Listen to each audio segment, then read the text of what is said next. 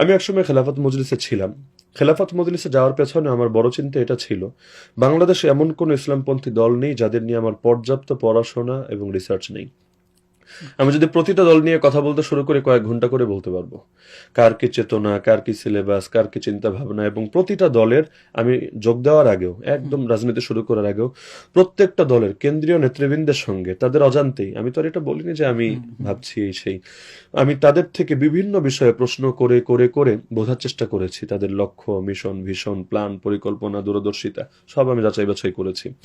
একটা পর্যায়ে আমার মনে হয়েছে যে আমাদের যে ধারাটা আছে, আমরা যেহেতু কওমি ধারা থেকে উঠে আসা, তো যে যেই ধারায় থাকে তার জন্য সেই ধারার দল করাটাই তো সহজ। যদি আমাদের কওমি অঙ্গনের বড় একটা অংশ রাজনীতি করেনি না, তারা রাজনীতির ব্যাপারে নিষ্ক্রিয় থাকেন এবং কখনো ইস্যু ভিত্তিক হয়তো আন্দোলন করেন অরাজনৈতিক বিভিন্ন প্ল্যাটফর্ম থেকে, কিন্তু সক্রিয় রাজনীতিতে নেই। এবং কওমি অঙ্গনের লোকের আলহামদুলিল্লাহ সব জায়গায় এগিয়ে, শুধু আমার ধারণা এই জায়গাটাই মনে হয় তুলনামূলক সবচাইতে বেশি পিছিয়ে।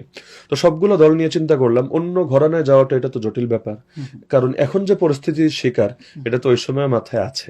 যদিও তখন আমি জানি যে কারা 1 নম্বরে, কারা 2 নম্বরে, কারা 3 নম্বরে, র্যাঙ্কিং করলে কার অবস্থান কোন জায়গায় সেটা তো জানি, কিন্তু ভাবলাম যাক তাহলে এখান থেকেই যারা তুলনামূলক বেটার সেদিকে যাই। তো খেলাফত মজলিসের সঙ্গে যখন কাজ শুরু করলাম, একটা পর্যায়ে আমি দেখলাম যে তাদের তত্ত্ব, তাদের সাংগঠনিক কাঠামো, তাদের মানে সংগঠনের যে গতি প্রকৃতি, এটা আলহামদুলিল্লাহ অন্যদের চাইতে বেশ আশাব্যঞ্জক এবং বেশ ভালো। তারা অনেকটা কিন্তু জামাতে ইসলামের ধারাই ফলো করেন, সাংগঠনিক কাঠামোর ক্ষেত্রে ধারা ওইটাই ফলো করেন। তো এই আশা নিয়ে সেখানে গেলাম। বিশেষ করে সেখানে বিপ্লবের যে একটা চিন্তা আছে, তাদের স্লোগানই হলো খেলাফত প্রতিষ্ঠার লক্ষ্যে গণ আন্দোলন গড়ে তুলুন। তার মানে মূল থিমটাই হলো গণ আন্দোলন। এখানে নির্বাচনটা হলো জাস্ট একটা পরিস্থিতি এবং ওইটাকে সহজ করার একটা চেষ্টা, কিন্তু মূল থিম গণ আন্দোলন এবং বিপ্লব। তো এটাকে সামনে রেখে কাজ শুরু করলাম। যদিও সংগঠন ছোট, সব মিলিয়ে মাত্র 500 জনের মতো সদস্য। এখানে সদস্যরা আবার অন্য অর্থে, এটা হলো সাংগঠনিক পরিভাষায় সর্বোচ্চ যেটাকে জামাত রোকন বলে, ওই অর্থে আর কি।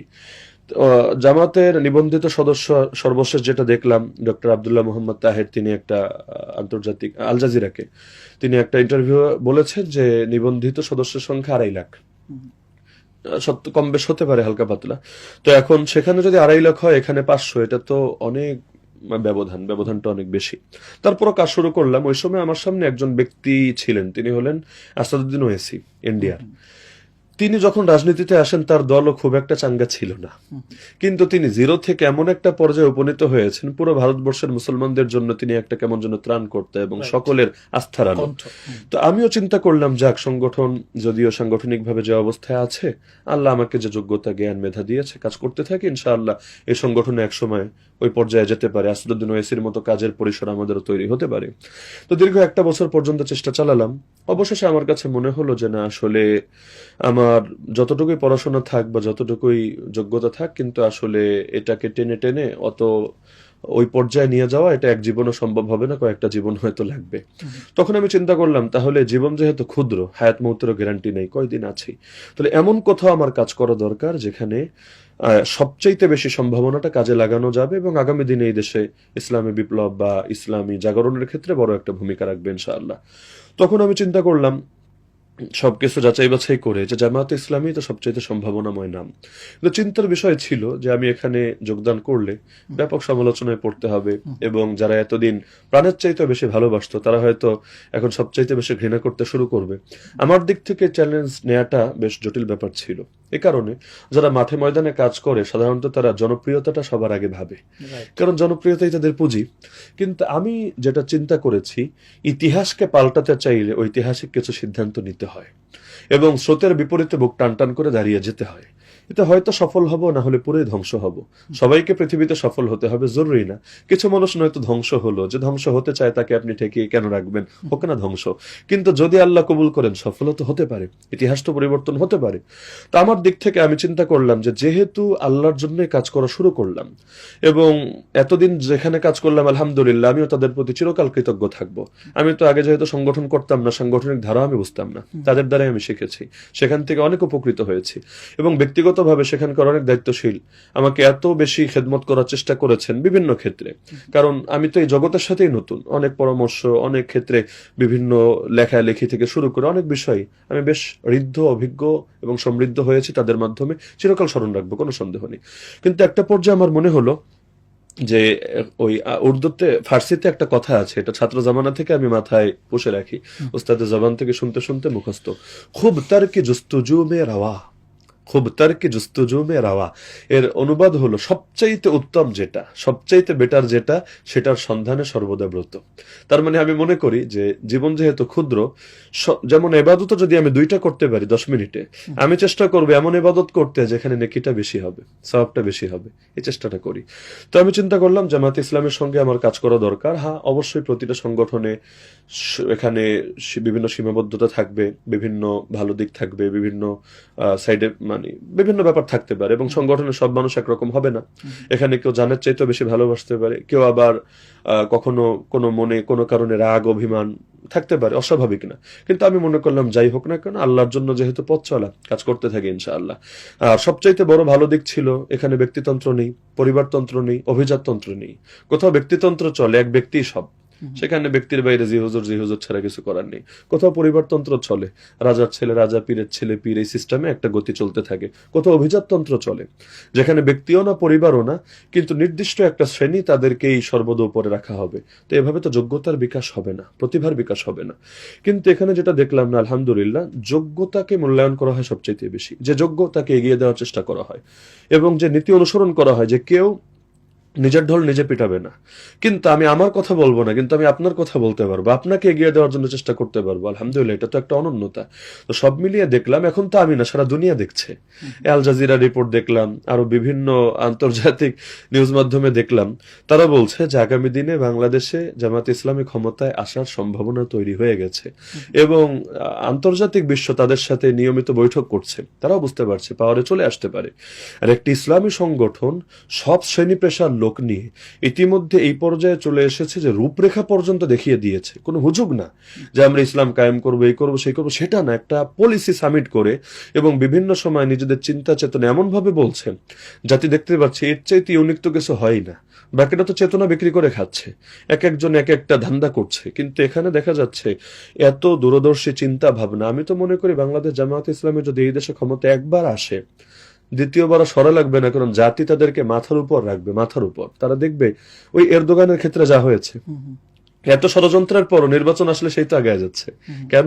মানুষ দেখতে পাচ্ছে যে না, বিকল্প হয় না। তো বাংলাদেশ জামায়াতে ইসলামী শুধু ইসলামের কথা বলছে এ কারণে বলছি না, বরঞ্চ বাস্তবে সব শ্রেণী পেশার মানুষ নিয়ে, শুধু হুজুর না, সব শ্রেণী পেশার মানুষ নিয়ে যোগ্যতা সমন্বয় ঘটিয়ে ইতিমধ্যে এমন পর্যায়ে গিয়েছে, যদি তারা কখনো ক্ষমতায় আসে, আমি মনে করি এই শুধু এশিয়া না, পুরো ওয়ার্ল্ডের জন্য এই দেশটা একটা উন্নয়নের মডেলে পরিণত হবে ইনশাআল্লাহ। তো সেই চিন্তা সামনে রেখে আসা, এবং এক্ষেত্রে সমালোচনা যতই হোক আমি এটাকে এনজয় করব, এবং এটাকে আমি মনে করব জিকির করলে আর কয়টা নেকি হবে, জিকির করলে যত নেকি হবে, দ্বীনের পথে চলতে গিয়ে গালি খেলে নেকি আরো বেশি হবে। কারণ সমস্ত নবীগণের সুন্নাহ গালি খাওয়া, নবীরা গালি খাননি, তো নবীরা যদি খেতে পারেন আমরা কেন পারবো না? লক্ষ্য যেহেতু আল্লাহর সন্তুষ্টি, যদিও মানুষ বলছে দুনিয়ার জন্য, এর জন্য, সেই জন্য।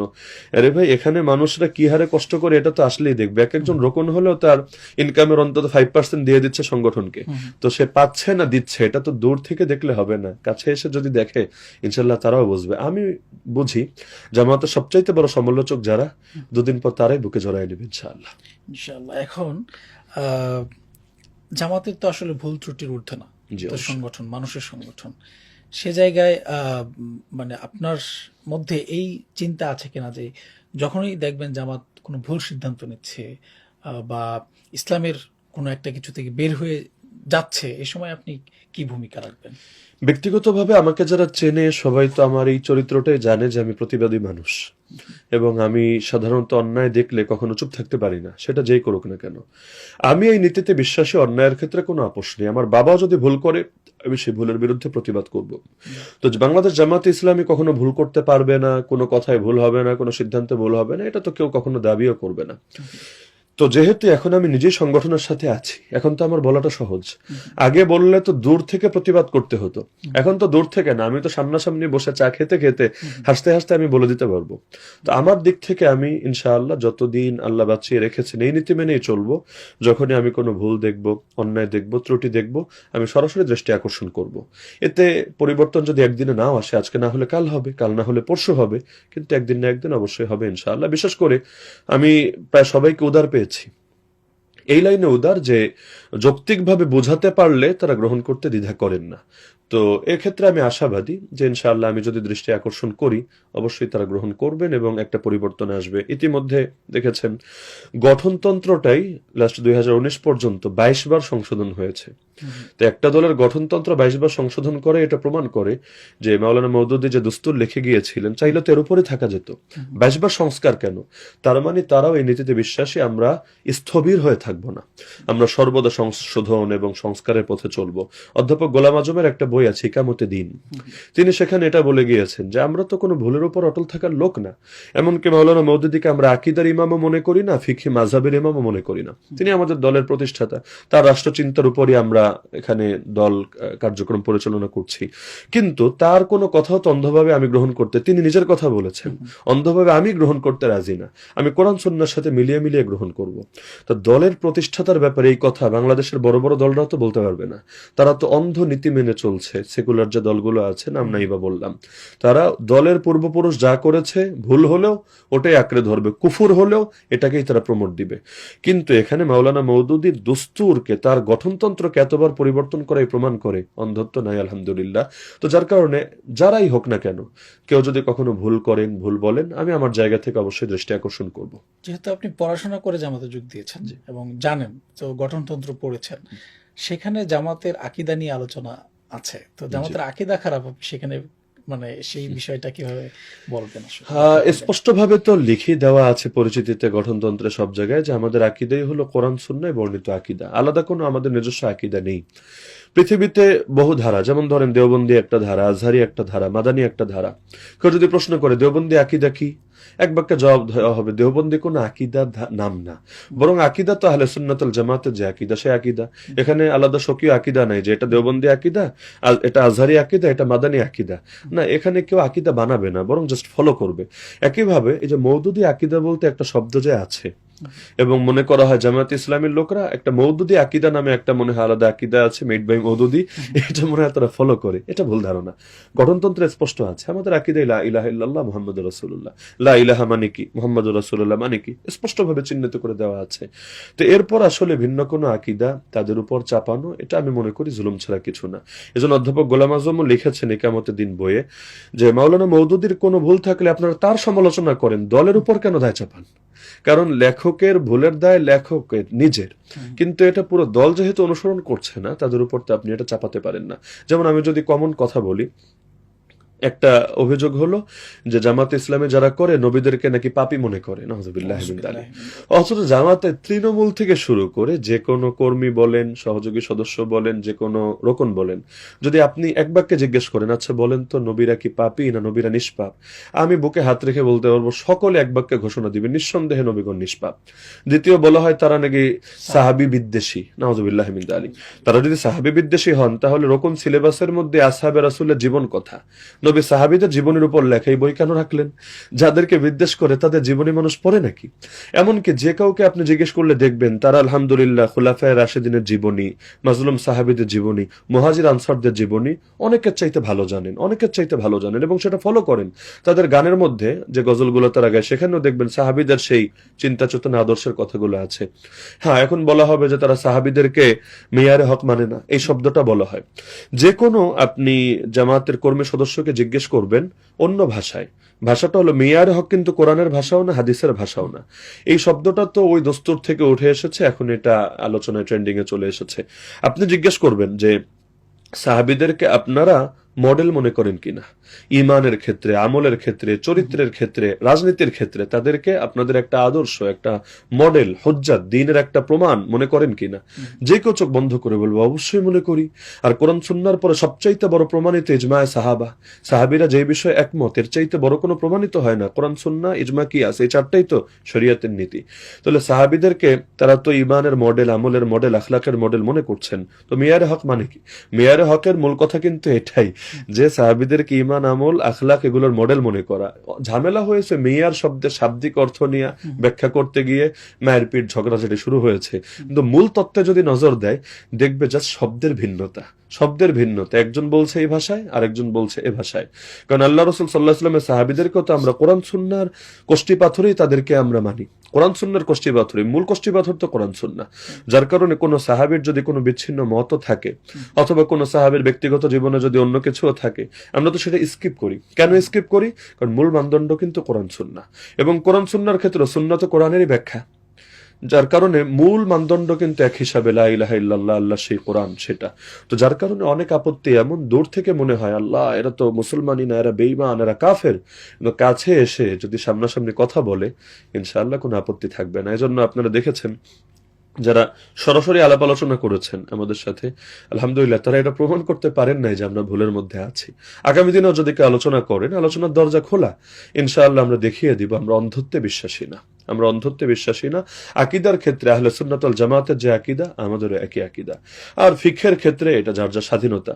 এই অঞ্চলে অনেকে হানাফি মাযহাব ফলো করেন, যারা জামাত ইসলামের সাথে আছে, কেউ কেউ আহলে হাদিসও আছেন, কেউ অন্য মাযহাবেরও থাকতে পারেন। এটা যার যার স্বাধীনতা, এটা কোনো দলের বিষয় না, দল কারো উপর চাপিয়েও দিবে না। তা দলের কাজ কি? দলের কাজ হলো পলিটিক্যাল ভাবে ইসলামকে এগিয়ে নেওয়ার জন্য, দিন কায়েমের জন্য সকলে সম্মিলিত চেষ্টা চালানো। এক্ষেত্রে তো আমি মনে করি দ্বিমত রাখা উচিত না। জামাত ইসলামের এই বিষয়টা আপনি কিভাবে দেখেন যে এখানে একই মানে জামাতের একটা প্রোগ্রাম হচ্ছে, এখানে কেউ আহলে হাদিস, কেউ বুকে হাত বাঁধছে, কেউ নিচে পাচ্ছে, কেউ রাফে দান করে, কেউ করছে না।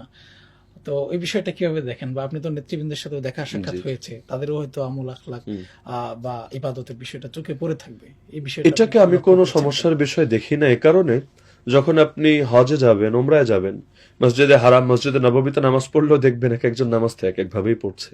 মসজিদে আকসায় যদি দৃষ্টি দেন, একই দৃশ্য দেখতে পাবেন। দুনিয়ার অধিকাংশ রাষ্ট্রে দৃশ্যটা কমন।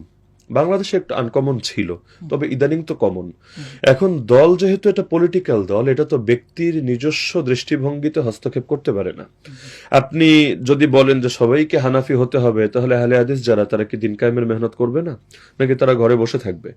প্রত্যেককেই তো সুযোগ দেওয়া দরকার, কারণ মূল লড়াইটা তো একসঙ্গেই করতে হবে। যুদ্ধের মাঠেও সবাই কিন্তু একমতের হয় না। মাযহাবগত ভিন্নতা বাদ দিল, মাসলাকগত ভিন্নতা তো থাকেই, এই ধারা ও ওই ধারা। কিন্তু যুদ্ধের মাঠে এগুলো দেখলে তো লড়াই হবে না। আমাদের শত্রু তো কমন। ইসলাম বিরোধী অপশক্তির বিরুদ্ধে তাআওয়ানু আলাল বিররি ওয়াত তাকওয়া, সকলেই সকলের সহযোগী হতে হবে। প্রতিটা চাকা, এটা হতে পারে এই কোম্পানির চাকা, এটা ওই কোম্পানির চাকা, ব্র্যান্ড আলাদা, কিন্তু প্রতিটা চাকাই গাড়িকে সাপোর্ট দিতে হবে, না হলে গাড়ি কিন্তু আগাবে না। তাহলে হাদিস সে একটা মাযহাব, যদি এটাকে মাযহাব ধরি, তো সে একটা ধারা ফলো করে। হানাফি আরেকটা ধারা ফলো করে, সুন্নি আরেকটা ধারা ফলো করে। যদি সুন্নিরাও হানাফি, একটা তাও ধরলাম যে কওমি, সুন্নি, তাবলিগি, এক একজন এক একটা ধারা ফলো করে। জামাতে কিন্তু সব ঘরানার লোক আছে, এমনকি মজার বিষয় মুসলিমও আছে। কেন? এজন্য নাই যে তারা লা ইলাহা ইল্লাল্লাহ মেনে নিয়েছে, বরং এজন্য তারা দেখতে পাচ্ছে যে পলিটিক্যাল ক্ষেত্রে জামাত যে আদর্শ নিয়ে আগাচ্ছে, এরকম সৎ, ন্যায়নীতি, নৈতিকতা সম্পন্ন আদর্শ অন্য কোথাও খুঁজে পাওয়া যাচ্ছে না। এক্ষেত্রে তারা একমত। নবীজি সাল্লাল্লাহু আলাইহি ওয়াসাল্লাম যখন ইসলাম প্রতিষ্ঠা করলেন, অমুসলিমরাও কিন্তু ছিল। তারা নবীকে এই অর্থে মানে নাই যে তারা ব্যক্তি জীবনেও ইসলাম মেনে নামাজ পড়বে, রোজা রাখবে, এটা না।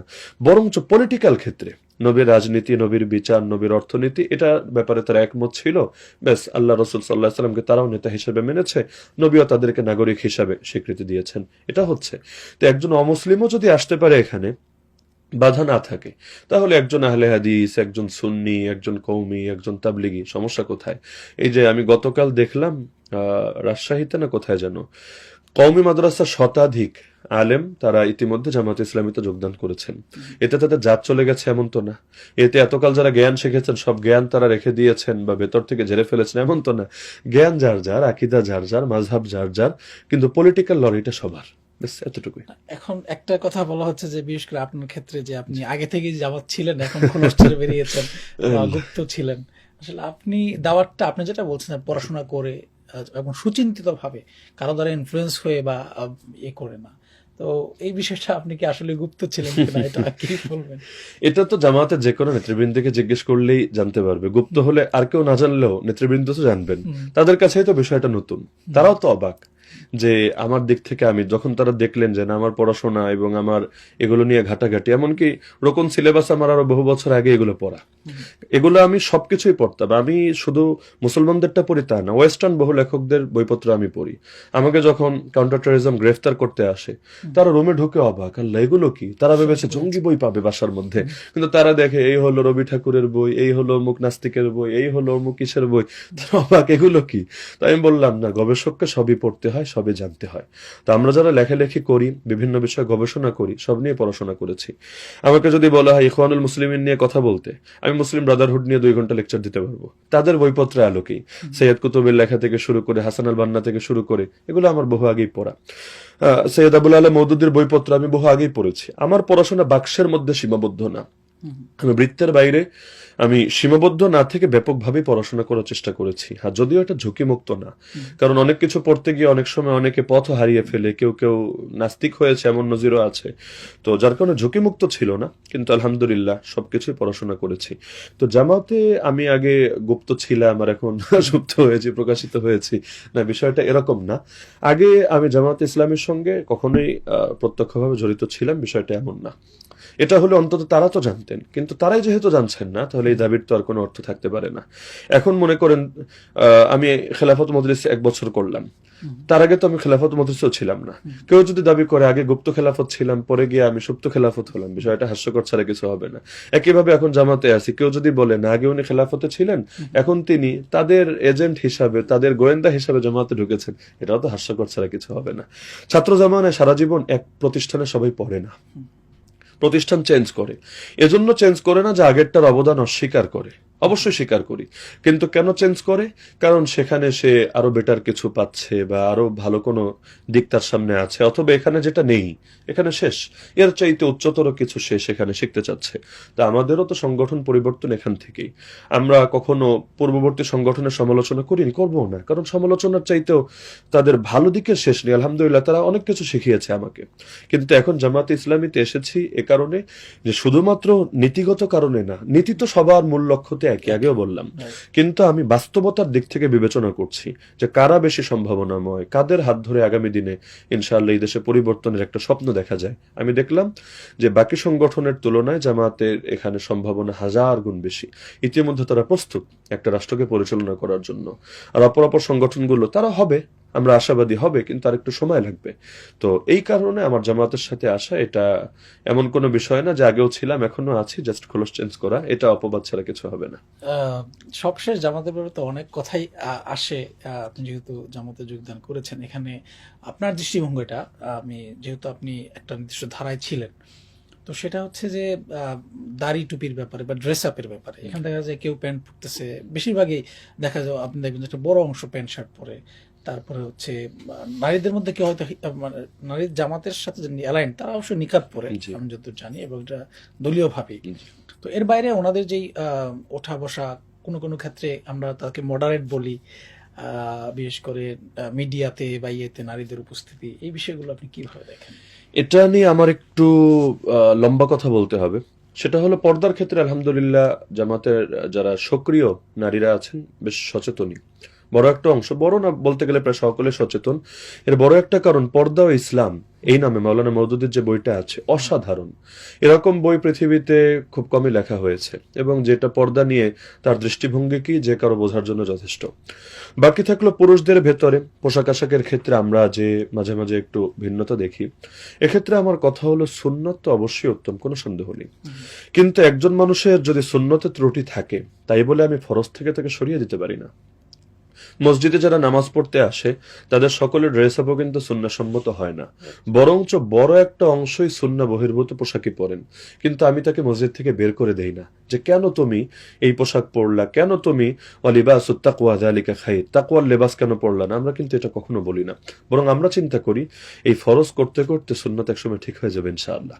আমরা তার সুন্নত পূরণের জন্য নসিহত করি, বিভিন্ন সময় ওয়াজ করি, তাকে আমরা বিভিন্নভাবে প্রভাবিত করার চেষ্টা করি, কিন্তু জোর করে চাপিয়ে দেই না। একইভাবে জামায়াতে ইসলামের মধ্যে যে মানুষেরা আছেন, অবশ্যই এখানে আমাদের প্রত্যেকের ব্যাপারে তো প্রত্যাশা এটাই থাকবে, আল্লাহ আমাকেও যে যোগ্যতা দিয়েছেন আমি তো এটাই চেষ্টা করব সারা জীবন আরো কিভাবে তারবিয়াত করা যায়, আরো কিভাবে মানুষকে বেশি সুন্নাহর কাছাকাছি আনা যায়। মাওলানা দেলোয়ার হোসেন সাইদি রহমতুল্লাহ আলাইহি থেকে শুরু করে যারা মাঠে ময়দানে কাজ করেছেন, সুন্নাহ নিয়ে আলোচনা তো কম করেননি, তারা গুরুত্ব দিয়েছেন, সারা জীবন দিয়েছেন। এবং তাদের ক্ষেত্রে যারা আলেম আছেন এখানে, তাদের পোশাকের ক্ষেত্রে বা ইসের ক্ষেত্রে সমস্যা তো নাই বললেই চলে, অধিকাংশই তো আলহামদুলিল্লাহ সুন্নাহ সম্মত দাড়ি, সুন্নাহ সম্মত পোশাক এগুলো নিয়ে চলছেন। বাকি থাকলো জনসাধারণ। তো একদিনেই তো আসলে যদি আমি 100% পরিবর্তন চাই, এবং আমি যদি এটা বলে দেই যে তুমি 100% পরিশুদ্ধ হয়ে না আসলে আমার দরজা তোমার জন্য বন্ধ, তাহলে এটা তো নির্বুদ্ধিতা ছাড়া কিছু হবে না। সে একটা ফরজ দায়িত্ব পালনের জন্য আমার কাছে এসেছে, এক্ষেত্রে আমি তাকে আমার সর্বোচ্চটুকু দিয়ে সহযোগিতা করব। আর তার যেখানে যেখানে ঘাটতি আছে, সেটা সুন্নতেই হোক অথবা অন্য কোনো আমলই হোক, সেটা আমি পূরণ করার চেষ্টা করব। যেমন জামাতে যারা আসে, আমরা শুরু করি কি দিয়ে, রিপোর্ট যখন তাকে রাখতে দেওয়া হয় তখনই তাকে নামাজের ব্যাপারে সে সচেতন হতে বাধ্য, কারণ ডেইলি সে নামাজ কয় ওয়াক্ত পড়লো এটা তাকে নোট রাখতে হচ্ছে, মাস শেষে দায়িত্বশীলকে দেখাতে হচ্ছে। শুরু হয়ে গেল নামাজ দিয়ে। যার নামাজ ঠিক হবে, কোরআনই বলছে তার সবকিছু ধীরে ধীরে ঠিক হবে, ইন্না সালাতা তানহা আনিল ফাহশাই ওয়াল মুনকার, এই নামাজই তাকে অশ্লীল কাজ, পাপের কাজ থেকে ফিরাবে। তাহলে যেই ধারাটা আছে, এটা তো তাবলিগের মধ্যেও যারা দাওয়াত তাবলিগ করে সবার পোশাক তো এক না, যারা পীর সাহেবের মুরিদ থাকে সবার পোশাক কিন্তু এক না, তাই বলে তাদেরকে ফিরিয়ে দেওয়া হয় না, বরং ধীরে ধীরে ধীরে তাদের দিলটা এমন ভাবে প্রস্তুত করা হয় যাতে তারা মানতে পারে। তো জামাত ইসলামের ক্ষেত্রেও কথা এটা। তবে এটা আমি স্বীকার করব যে তারবিয়াতের মেহনত এবং আত্মশুদ্ধির মেহনত যত ব্যাপক হারে হওয়া দরকার ছিল, অবশ্যই সেখানে ঘাটতি আছে। এটা পরিস্থিতির ব্যাপার, এবং কিয়ামত যত নিকটে আসবে আসলে এই ঘাটতিগুলো ধীরে ধীরে বাড়তে থাকবে। আর এখন তো মানুষ গণহারে জামাতে যোগদান করছে সারা দেশে, তো যেই হারে মানুষ যোগদান করছে সবাইকে একটা তারবিয়াতের অধীনে আনতে একটু সময় লাগবে, অস্বাভাবিক ব্যাপার না।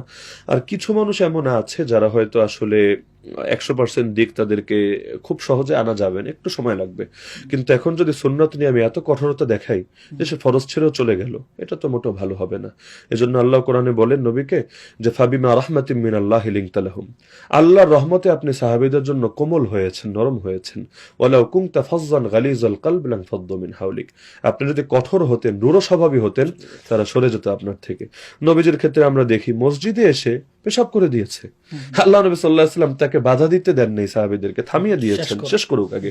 এরপর সাহাবীদেরকে বললেন এক বালতি পানি ঢেলে দাও, তাকে ডেকে মহব্বতের সঙ্গে বোঝালেন দেখো এটা মসজিদ, ইবাদতের জায়গা, আল্লাহর ঘর। এমনকি নবীজি যাচ্ছেন, এক বেদুইন নবীকে ডাক দিল, আল্লাহ নবী থামতে থামতে তার চাদর ধরে টান দিল, এমন ভাবে নবীর গলায় দাগ পড়ে গেল, নবীজি একটা ধমক দিলেন না। নবীজি তাকে এমন ভাবে তার সাথে কথা বললেন যেন কিছুই হয় নাই। তো নবীর সেই উদারতা থেকেই তো আমাদের শিখতে হবে। আল্লাহ নবীর সামনে কত ধরনের মানুষ আসতো, নবী তো তারাই দিতেন না, কিরে তোর এই সমস্যা, ভাগ, তুই এই ড্রেস পরিস নাই, ভাগ, এভাবে তো তারাই দিতেন না। তো আমরাও তারাই দেওয়া উচিত না, আমরা বুকে জড়িয়ে নিব, এরপর মহব্বতের সঙ্গে বলবো। হাদিসে আছে কোমলতা এমন অনেক কিছু আনে, কঠোরতা যেটা কখনো আনতে পারে না। ইন্না রিফকা ইয়াতি বিমা লা ইয়াতি বিহিল উনফু, তো কোমলতার দ্বারা অবশ্যই আমরা পরিবর্তন ঘটাবো। আর আমি আমার দিক থেকে তো এটাই মনে করি, আমার কাজ কি, আমি মনে করি আমার বড় একটা কাজই হলো এই মানুষের তারবিয়াতের জন্য চেষ্টা করা। না হলে তো আমার কেন দরকার, এখানে বড় বড় জাগতিক শিক্ষিত লোকরা আছেন, আমি কি রাজনীতি বুঝি আর আমি কি দুনিয়া বুঝি, এর চাইতে বড় বড় বুঝমান আছেন। কিন্তু আমার বড় কাজ, আমি যেহেতু ধর্মীয় প্রতিনিধি, ধর্মীয় যে যে শূন্যতা আছে এটা দেখে দেখে পূরণ করা, এটাই তো। একটা কথা অনেকেই বলে যে জামাতের লোকজন অন্যান্য যে ধারায় গিয়ে গুপ্ত অবস্থায় থাকে। তো আমি কাউকে কাউকে বলতে শুনেছি জামাতের যে আপনারাও আসেন আমাদের এখানে, গুপ্ত হয়ে আসেন, আমাদেরকে ইসলাহ করেন, আমাদেরকে আপনার ধারায় নিয়ে যান, তো এটা বলার চেষ্টা করেন। তো সে জায়গা থেকে আমার মনে হয় যে দাওয়াতি কাজটা ইন পার্টি দাওয়াতি কাজ এটাও দরকার, যেহেতু দার্স, তারপর হচ্ছে তরবিয়তি বৈঠক, অনেক কিছুই হয় এখানেও, তো মানুষ ইসলাহের জন্য কাউকে নিয়ে কথা বলতে হয়, সেই সুযোগটাও তো আছে। পাশাপাশি অন্যান্য ধারার মধ্যেও করা দরকার। তো অনেকগুলো কথা, অনেক বিষয় আসলে সামনে আসছে। দিন শেষে আপনার দৃষ্টিভঙ্গিটা আসলে কি, যারা আপনার বিরোধিতা করে অথবা করবে আপনি জানেন, তাদের ব্যাপারে আপনি কি মানে কঠোর হবেন কিনা? না, আমি কঠোর হব না। খেয়াল করলে দেখবেন সোশ্যাল মিডিয়ায় আমার যে ফেসবুক আইডিও আছে, আগে আমার এখানে কমেন্টস অপশন ছিল অনলি ফ্রেন্ডস, যারা শুধু আমার সাথে তালিকায় আছেন তারা করতে পারবেন, অন্য কেউ পারবেন না।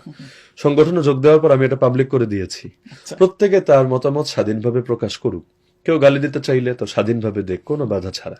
আমি কাউকে ব্লকও করছি না, কাউকে আমি রিপ্লাইও দিচ্ছি না, কোনো সমস্যা নেই, স্বাধীনভাবে বলুক। মানে দেখছেন যে হ্যাঁ, কে কি দেখছি বলছে? না, দেখারও সুযোগ পাচ্ছি না খুব বেশি। কেন? কারণ এত হাজার হাজার জমছে, কয়েকটা হয়তো নজরে আসছে, বাকি এগুলো পড়তে চাইলে আমার সারাদিন ফেলে শুধু কমেন্ট নজর রাখতে হবে।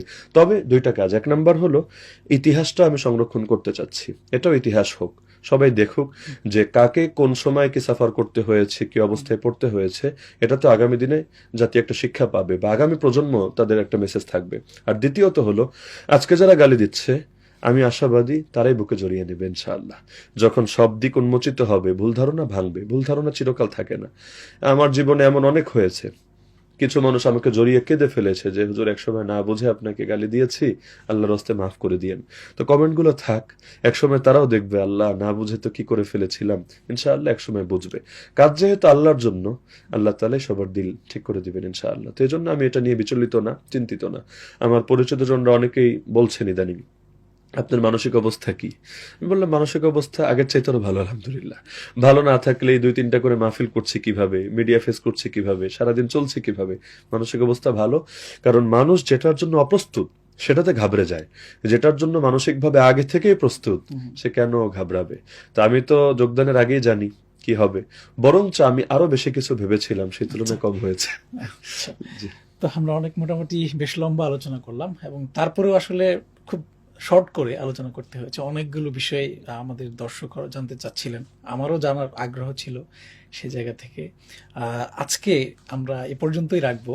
তো ইনোভা টক্সের পক্ষ থেকে আপনাকে অসংখ্য ধন্যবাদ জানাচ্ছি। আল্লাহ আপনার এই সময়ে এবং এই ইলমে বারাকা দান করুন, এবং ভবিষ্যতে যদি আপনাকে চাই ইনশাল্লাহ পাবো সেই প্রত্যাশা ব্যক্ত জি, করছি। আপনাদেরকেও ধন্যবাদ, অশেষ কৃতজ্ঞতা। ইনশাআল্লাহ সময় সুযোগে আবারও দেখা হবে, কথা হবে। দর্শকদেরও ধন্যবাদ, ভালো থাকবেন সকলে।